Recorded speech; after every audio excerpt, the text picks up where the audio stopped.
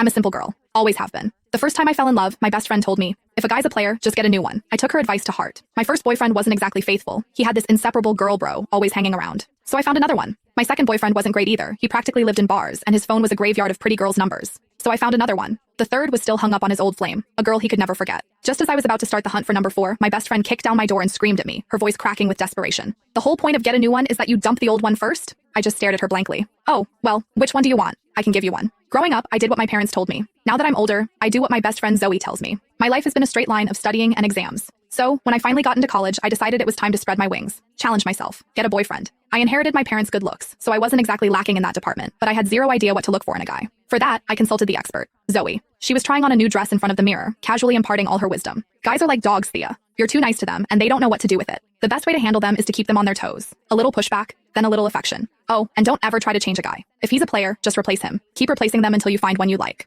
I sat on a small stool, dutifully taking notes and nodding thoughtfully. I sort of got it, but maybe not completely. If you're not satisfied, replace him. And so, just as I was getting ready to find my 4th replacement, my first one found me. He cornered me, his voice tight with anger. Thea, who are those 2 guys? Why are they telling everyone you're their girlfriend? Liam was gorgeous. That was the first rule Zoe taught me. A guy has to be hot. If he's not, you'll lose your appetite just looking at him. I took that to heart. I met Liam at freshman orientation. He was a popular senior in my major, on stage sharing his experiences. I was sitting in the front row, and I was probably the only girl there actually listening to his speech instead of just drooling over him. So, after the event, he came right up to me and asked for my number. He started texting me constantly, checking in, walking me back to my dorm after class. On weekends, he'd take me shopping off campus, to the movies, out to dinner. He'd bring me bubble tea and snacks when I was stressed from studying. He even bought me a ridiculously expensive necklace. For the first 18 years of my life, my world had been a placid pond. Liam was the first stone to ever make a ripple. So when he asked me to be his girlfriend, I said yes. What I didn't expect was that after we got together, I'd discover he had a best girlfriend who was practically attached to his hip. On one of our dates, Liam's girl bro showed up uninvited. She slung an arm around his shoulder like they were buddies and winked at me. The girlfriend won't mind, right? Me and Liam go way back. We're totally platonic.